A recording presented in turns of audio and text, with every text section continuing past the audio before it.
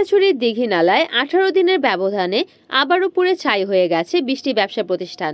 26শে March রাত 1:30টার দিকে দীঘিনালার বোয়ালখালী নিচের বাজারের একটি খাবার হোটেল থেকে আগুনের সূত্রপাত ঘটে। মুহূর্তে যা ছড়িয়ে পড়ে আশেপাশের দোকানে।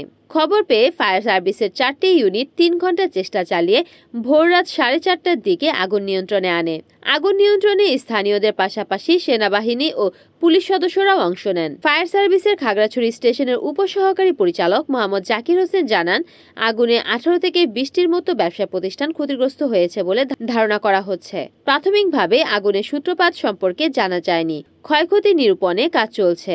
গেল 8 মার্চ রাতে দীঘিনালার বোয়ালখালীর লারমা স্কোয়ার বাজারে আগুনে পুড়ে যায় 12টি দোকান।